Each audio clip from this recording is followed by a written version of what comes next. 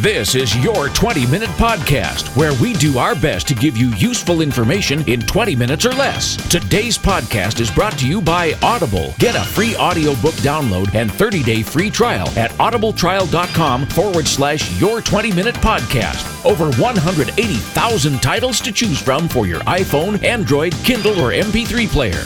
Now, here's your host, David Brower. Our special guest today is Judy Lair, a leadership development strategist from the great state of Ohio. And I'm prompted to say go Buckeyes, right? O-H-I-O is the answer. I run into that at my church. Both my main pastor and the auxiliary pastor there are both from that area, and they live, breathe, sleep, and dine Buckeyes. So yeah. It's obnoxious. That would be true. But it's great fun. Yes, it is. So what you do, you are, as I mentioned, a leadership development strategist, and you lead individuals, you lead business leaders. Tell me a little bit about what you do. Sure.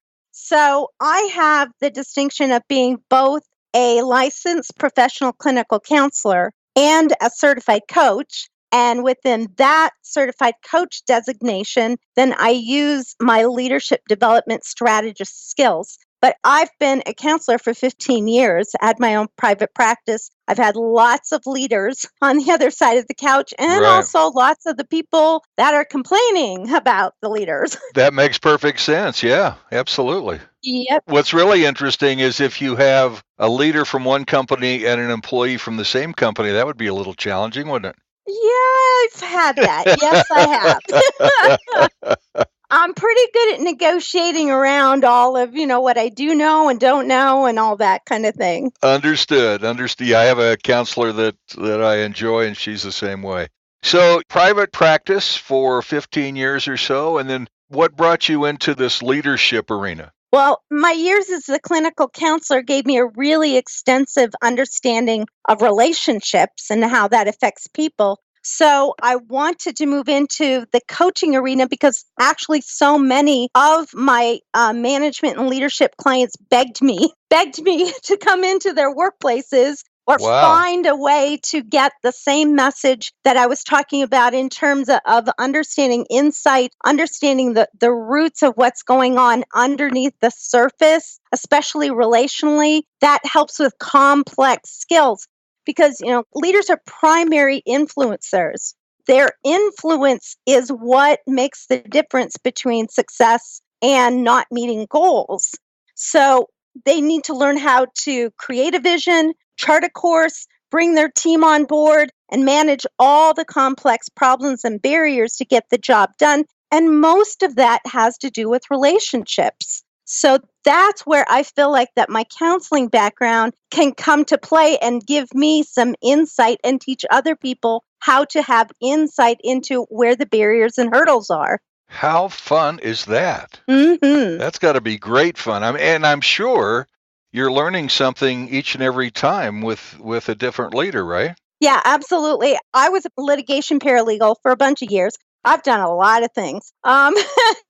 And the cool thing about that, like with coaching, is that each case or each client brings a whole new world to me. I learn absolutely new things about different industries or different ways that leadership programs or training programs or how people try to get their team on board and team dynamics within certain companies. I get to see all of that, which adds to my ability to have more tools and more ways that I can help each further client that comes along. So you're not only an advocate, a teacher, but you're also a student. Yes, always.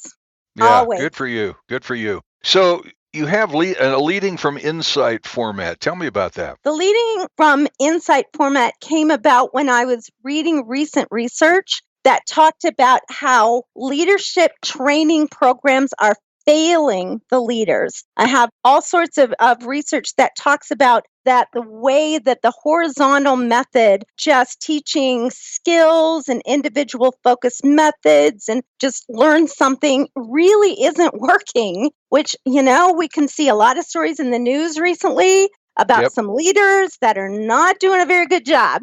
Right, right. Exactly. And that's because leadership development training often does not teach the types of skills that they need.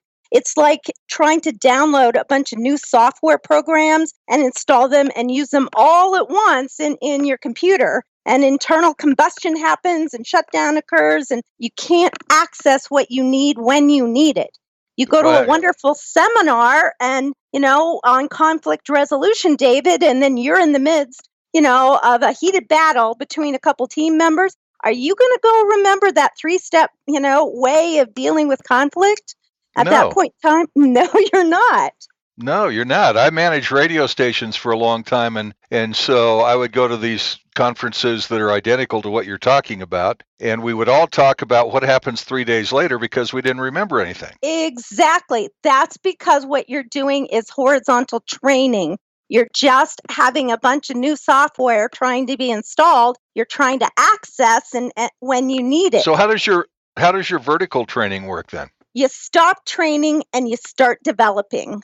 So development is a process, a systematic response to change. There's so much change in the world right now that we have to be able to learn how to confidently navigate our team and our business through the anxiety and uncertainty and ambiguity with change. You also have to have emotional quotient training, expand your mindset, and really work on relationship building, because what's coming into place now in businesses is more of a collaborative type of hierarchy. It's flattening out. And those are skills that a number of folks who've been in the workplace for a long time really don't understand that way of interacting with folks and be able to be collaborative and part of a team instead of the top down. So with insight, what I help folks do is be able to stop and understand both what's being said on the surface, but also to be able to think, okay, there's something going on underneath. How do I ask enough questions of them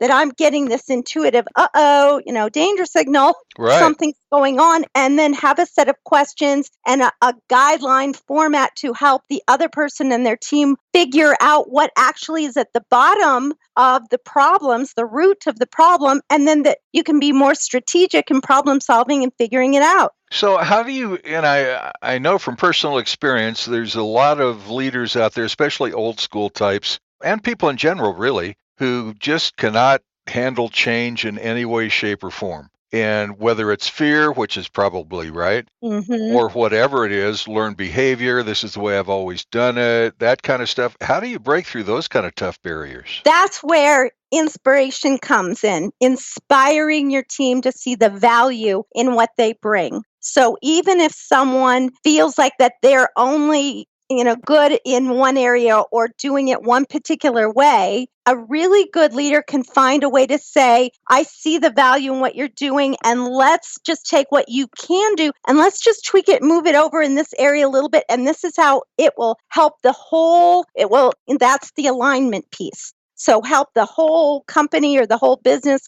or the whole goal. But it also helps you, and you want to grow. I know you want to grow. I know that you want to see. So it's that leadership piece of inspiring others to get on board and really want to see their own personal goals met when they grow and change a little bit and see that they can take what they're good at, but also maybe just expand it or use it in a little different way when they see the whole picture. And so I love that because it not only helps the employee because it gives them some trust from their employer, some freedom to kind of put their toes in the water a little bit, but the payoff back to the employer has got to be just tremendous. Yes, absolutely. It goes beyond I'm only here for a paycheck, or the employer only wants me, to make the bottom line for them. You get this alignment of both goals, and then it's good for everybody. Absolutely. Wow. I love that. I know you've had hundreds, thousands, whatever experiences in this arena. What's been one of your most challenging situations? Well, I had a gal that was going into a buyout. The company that she was in bought out another company in a different state. And she was the person that was sent to that new company to try and get everybody on board and try to, get them to be, we're all, happy we got bought, which is not going to happen. Wow. Yeah. And so we talked through and role played through what how she would go about doing that. And her first thought was, you know what, I'm just going to be firm and cut and dried, and I'm going to go in and I'm going to tell him, and this is the way it's going to be from now forward, and I'm the boss, and you're going to do this. And I'm going, whoa. Self-destruct. Yeah, that is not going to work at all. Yeah. So the part of insight was for me to role reverse and say all those things back to her, and she's feeling empathetically what I'm sure everybody else in the room would have felt, and then have her talk about, well, what message did you hear? And, how does that make you want to be on board or not? And what do you want to do with your job now? And she was able to sort of understand it that way. And then we talked about how she languaged and crafted after she listened. She stopped and she listened and said, so you all have been doing this for a long time on your end. I could learn something from you. Tell me more about what you've done so we can make this the best merger that there is, instead of going in and telling them, what's going on. I got goosebumps on that one. If nobody takes anything away from this 20-minute conversation, take that nugget away. Yes. You've got two ears, you got one mouth, use them proportionately. And the role-playing aspect, I've always believed in role-playing. I think that fixes a lot of cures. Yes, it does. To sit in somebody else's shoes and use not only your cognitive, I know this and that, but how does it feel, that helps you go down into that intuitive, insightful place where in our humanity, and I also, like you, feel that God talks to us in there, and we just get more information that way. No question about it. And I love the relationship part of this, because back in the day when I was managing a group of stations, my last journey into that, I felt like I was blessed to be able to navigate those kinds of things. And my competitors in town, without trying to judge them, I felt they weren't able to do that because they were more focused on the bottom line and here's the numbers. And again, I was blessed to be able to go, well,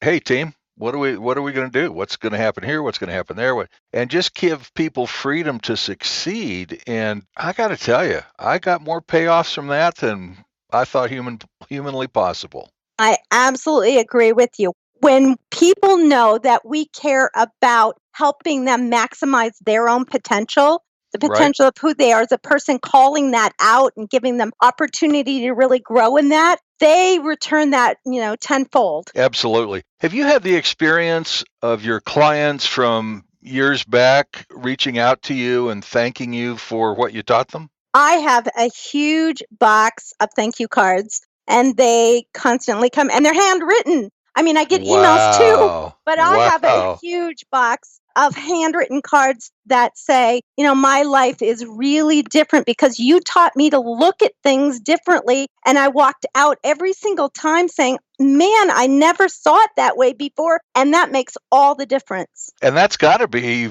probably one of the most repeated lines that you hear a lot, right? Is I've never looked at it that way before. That one, and wow, Judy, this is really creepy. You know what's going on in my head.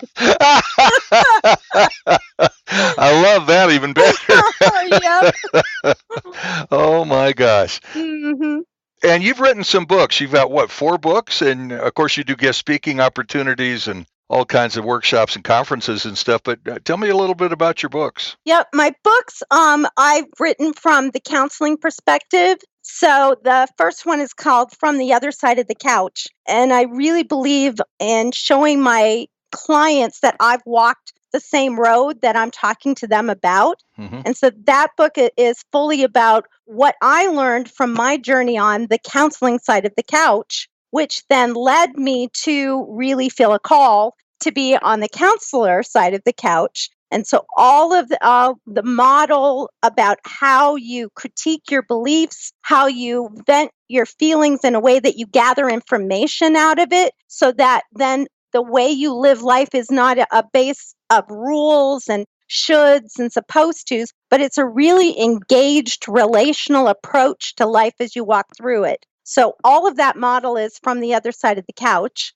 And then I did a series called Moving from Fear to Freedom, and that one is ongoing. But the 3 that I have in that right now is a book on stress and worry, a book on generalized anxiety disorder, and a book on obsessive compulsive disorder. Oh my gosh. Yep, they're all written. That's my main area of practice, actually. I'm one of the main people here in the state of Ohio that literally understands what's going on in people's brains with the obsessive compulsive piece of it. So I wrote the book from almost like a parable, Yeah. where a story of a, quote, client and her life story and how, the generalized anxiety or the obsessive compulsive part affected her. And then I go into explaining sort of a little more clinically how I address that and give, tips on how people suffering from that could look at it from themselves so they get the full picture. Wow. You and I need to do another podcast on that. Yes, I agree. I would love to do that. Because one of the things that I run into the most in talking with people, and of course myself from time to time, one of the biggest hurdles is fear. Understanding underneath there, most folks only have one or two really core fears that just come and grab them in different ways and manifest in different ways. But if you really understand what your core underlying fears are, then you understand what holds you back from just about everything. Mine growing up was always that I would be in trouble. Just like a little kid, oh no, I'm going to be in trouble. Yeah. And I never really got that fully worked through until I was on the other side of the couch. Yeah. And recognized where that came from, was able to use a process to really speak into that over time, because it's not just something that you cognitively recognize, oh, well, I guess I won't do that anymore. Right. Right. It doesn't work that way. You have to have somebody walk alongside you in the process of having it like grip you and panic you and then to help say, remember this, remember what's true, remember, this is the present, not the past, and all of that, to walk through it to get victory over time in it. Oh my gosh. All right. We got 2 more podcasts to do. All right. I love this stuff. I am so blessed to be able to talk with folks every single day and help bring freedom into their life so they can walk out all of their potential. I am so blessed. I cannot believe that I get to do this every day. Well, and your email is loveandinspire@gmail.com. And if that speaks volumes, because that's who you are. So yes. You are indeed blessed, and I am blessed to have you on the show today. And tell people how they can reach out to you. I have a free ebook called Getting Your Team on Board, and you can go to my website at Judy Lair Coach. That's JUDYLAIR coach.com/team. And you can get your free Getting Your Team on Board ebook, and then I'll send you some more free leadership resources. Outstanding. And of course, you're all over social media with LinkedIn, Twitter, Facebook, Instagram. Yep. And if they go to your website, Judy Lair Coach, again, JUDYLAIR coach.com, they've got access to all that stuff, right? Absolutely. Judy, you are a gift. Thank you so much for taking the time today. Thank you, David. We've been talking to our special guest, Judy Lair, Leadership Development Strategist, and we hope you've enjoyed the program. You've been listening to your 20-minute podcast with Dave Brower. We invite you to follow us on Facebook at facebook.com/your 20-minute podcast. Until next time, don't forget to download your free audiobook at audibletrial.com/your 20-minute podcast. That's audibletrial.com/your 20-minute podcast for your free audiobook. And thanks for listening to your 20-minute podcast with David Brower.